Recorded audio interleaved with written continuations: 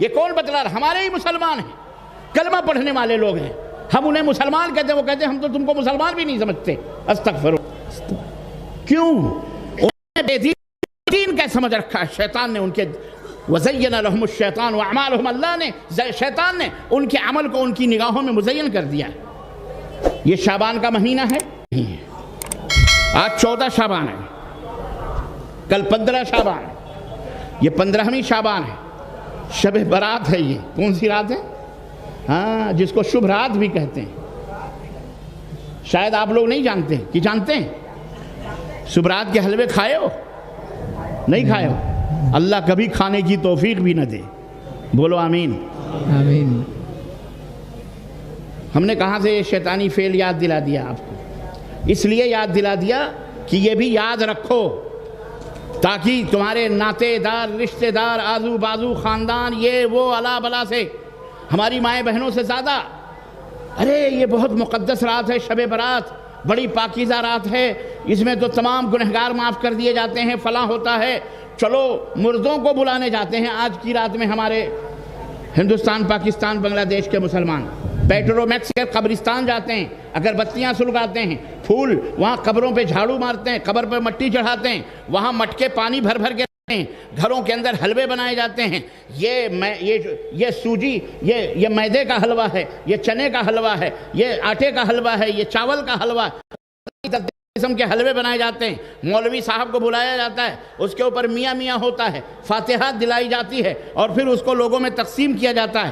اس کو حضرت اویس قرنی کے نام سے باقاعدہ ایصال ثواب کیا جاتا ہے، استغفر اللہ۔ اور یہ عقیدہ رکھا جاتا ہے کہ یہ رات وہ رات ہے کہ جس میں اللہ نے اویس قرنی کے لیے جنت سے حلوہ بھیجا تھا۔ اویس قرنی کون ہیں، کیا ہیں، یہ پوری ایک کہانی ہے، شیطان کی آنت ہے، یہ تمام سب بکواس ہے، یہ تمام سب کیا ہے؟ بکواس ہے۔ آج کی رات پٹاخے پھوڑے جاتے ہیں، الحمدللہ آپ حضرات تو ایک دینی مجلس میں بیٹھے ہو، لیکن آج مسلمانوں کے یہاں جا کے دیکھو باقاعدے پٹاخے، پتہ نہیں کیا کیا شب برات کے پٹاخے پھوڑے جاتے ہیں، چراغ جلائے جاتے ہیں، اور کیا کیا کیا جاتا ہے، حالانکہ یہ اسلام کے اندر اس کا کہیں وجود بھی نہیں، کہیں عطا پتہ نہیں۔ اسی کو بدعت کہا جاتا ہے۔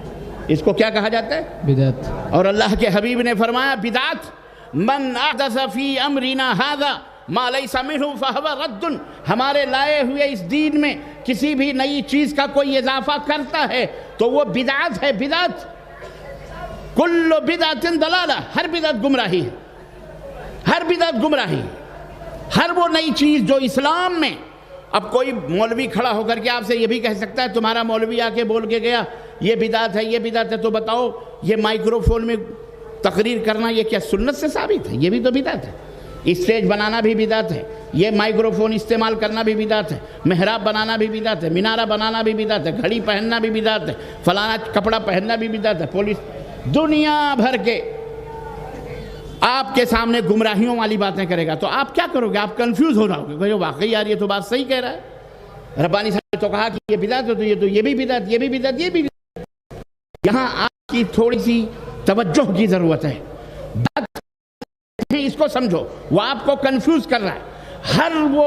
ہر وہ کام جسے دین سمجھ کر کے کیا جائے، کیا سمجھ کر کے؟ دین سمجھ کر کے۔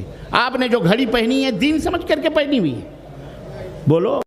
یہ مائکرو فون میں جو ہے یہ دین سمجھ کر کے ہم استعمال کر رہے ہیں، یہ کرسی پہ بیٹھے ہیں دین سمجھ کر کے بیٹھے ہوئے ہیں، آپ ٹرین سے سفر کر رہے ہو دین سمجھ کر کے کر رہے ہو، ہوائی جہاز سے حج کرنے جا رہے ہو دین سمجھ کر کے جا رہے ہو۔ ہمارا راستہ ہے الحمدللہ ملا ہوا ہے، اللہ کا فضل ہے، سواری ہے، تو چاہے بیل گاڑی سے جائیں چاہے پیدل جائیں، پہلے پیدل جاتے تھے، ہوائی جہاز پانی کے جہاز سے جاتے تھے، آج الحمدللہ پہلے اونٹ کی سواریاں کرتے تھے، گھوڑے سے جاتے تھے، کھچروں پہ بیٹھ کے جاتے تھے، آج الحمدللہ اللہ تعالیٰ نے ایسی ایسی نعمتیں عطا فرمائی ہیں کہ ہم بس سے بھی جا رہے ہیں، کشتی سے بھی جا رہے ہیں، فضاؤں سے بھی جا رہے ہیں، بری بھی جا رہے ہیں، ہوائی جہاز سے بھی جا رہے ہیں، کاروں سے بھی جا رہے ہیں۔